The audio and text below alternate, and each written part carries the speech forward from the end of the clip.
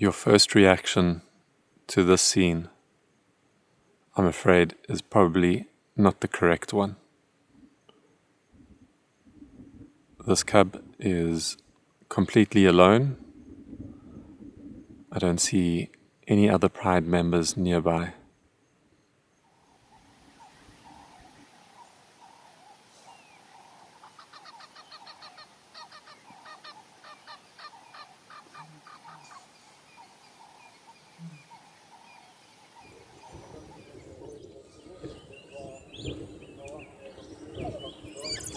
Pack of wild dogs on a Nyala kill. I can count 3 adults and 1, 2, 3, 4, 5 pups at least.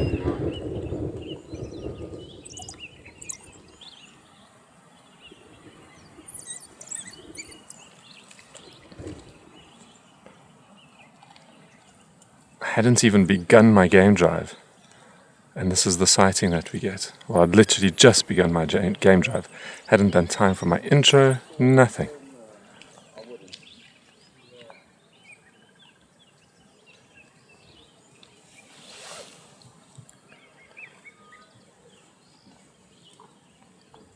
We've discussed many a times that the hunting strategy of the cats, the lions and leopards and that would be to stalk their prey and then to ambush them. Now these wild dogs will just chase their prey down, they'll tire them out, and they actually do it in a relay kind of fashion where you have the leader and then he tires out and then the next one comes up. It's like a cycling team in many ways.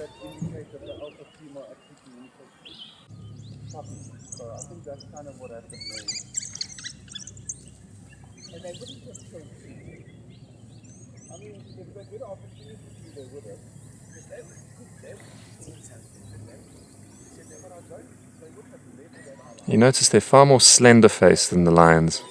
So they don't administer that swift kill bite. They don't got a very different hunting and killing strategy. So they'll wear their prey down, as mentioned, just chase it down, eventually just tires out. Extremely fit. And then once they catch it, they kind of just bite, and it is quite gruesome. As much as I love these animals, they have a very ruthless method of killing their prey. They'll bite it to death and often start feeding before the animal's even dead. Well, good morning everyone. After a very exciting start to the day, hardly headed out camp when we got sighted wild dogs hunting. Didn't see them make the actual kill because the pace that those animals move through the bush when they are hunting is quite incredible. Now, exciting news. I've made my way to, and we together have made our way to an area called Marula Ridge.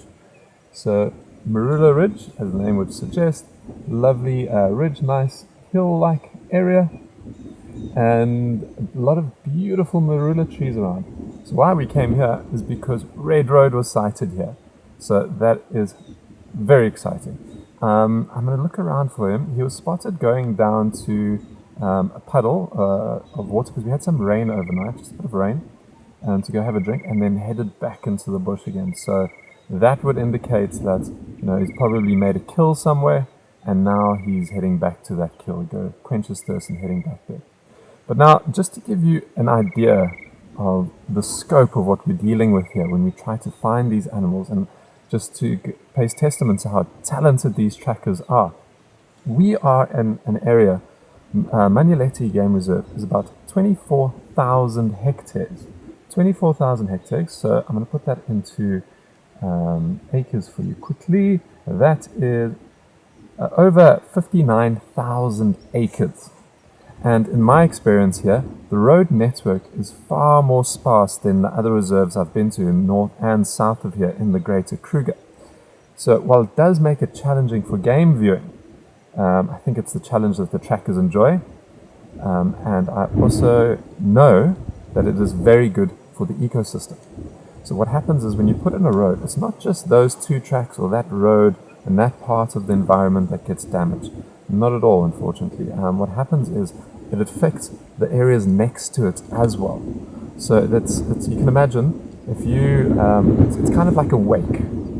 So it will affect, the vegetation next to it. It will affect the soil next. It'll start with the soil. It affects the soil, which affects the vegetation, which affects the animal life, which affects the bacteria, the mycorrhizae, the everything. So right up to the big animals. So it's a challenge to find these animals in this area on this reserve, but it just makes it that more special as well, I believe.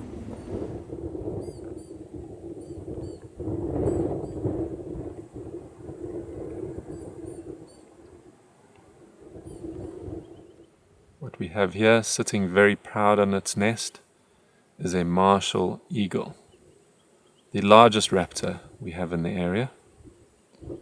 Favorite food, a monitor lizard.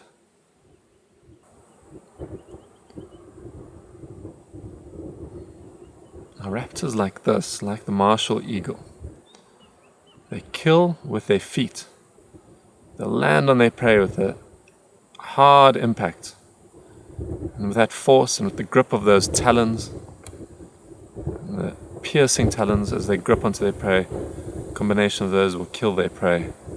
And then they use that hooked beak to strip it, to eat it. Hunkering down today, perhaps on account of the weather and the wind.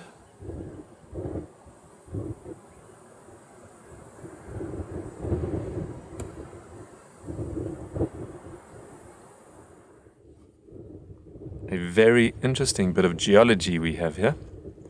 I'm going to hazard a guess that it is dolerite on account of its dark color.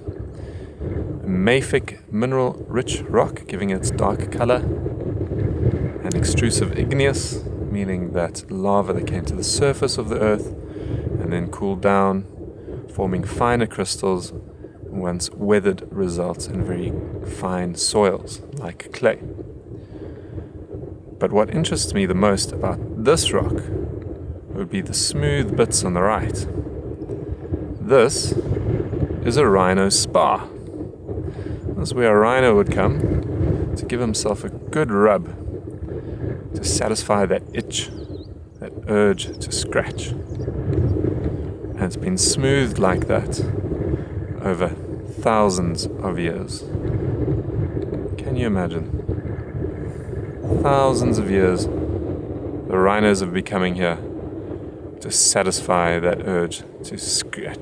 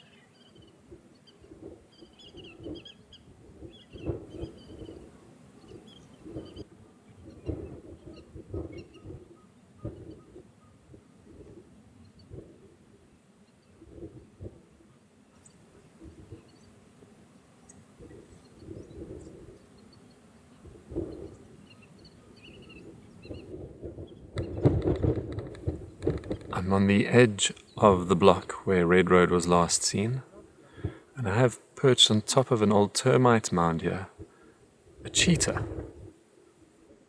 This is my first cheetah on the virtual safari, and I find him on the edge of the block where I've been searching for Red Road. You better watch out, buddy. There's someone big and bad hanging around here. But I'm sure you'll be alright. A lot of open area for him to run.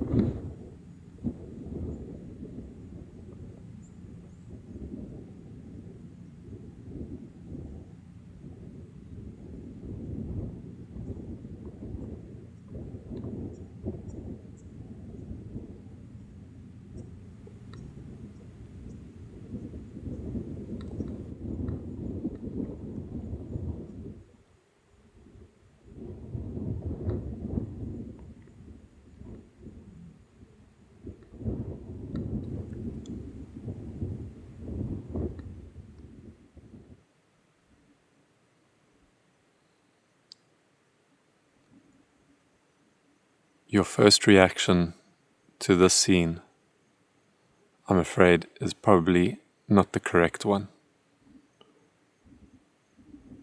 This cub is completely alone. I don't see any other pride members nearby. My location currently is just south of Main Dam.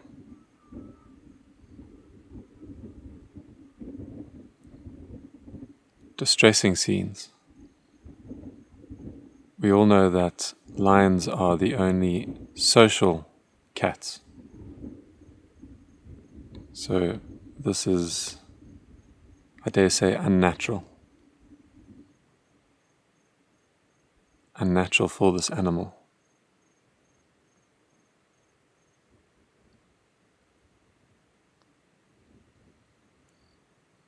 Playing with its own tail for comfort, or an attempt of comfort. Contact calling.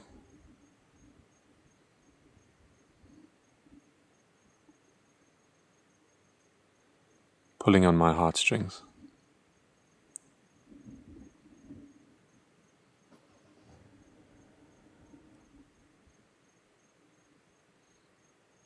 Given the area, it may be one of the Nauru Pride members.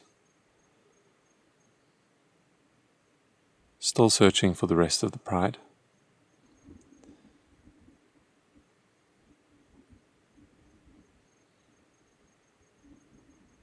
Well, as much as I'd like to stay around and see this cub reunited with the rest of its Pride, the best option here would be to leave it as well alone as possible, to minimize the noise that's not its own calls or the calls of its Pride members trying to contact it.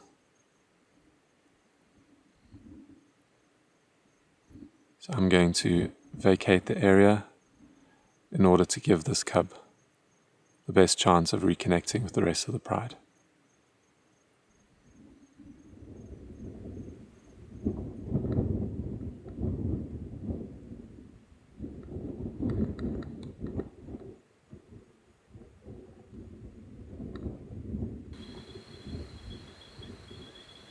Come to the end of a virtual safari today, I think, with mixed emotions. We had the thrill of the wild dogs in the morning, the good news of Red Road being sighted, but then to end it with the worrisome discovery of the lone lion cub. Only speculation how it ended up alone at this stage. Ray, one of the other guides here, he thought perhaps, worst case scenario, Mum had maybe succumbed to the anthrax, one of the really badly afflicted lions. But we are hopeful. The rest of the Pride, or those that we have seen thus far, are in the area.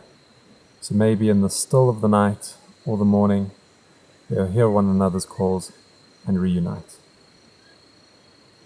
So from myself, Charlie, in the virtual safari with Tinswalu, it's goodbye for now.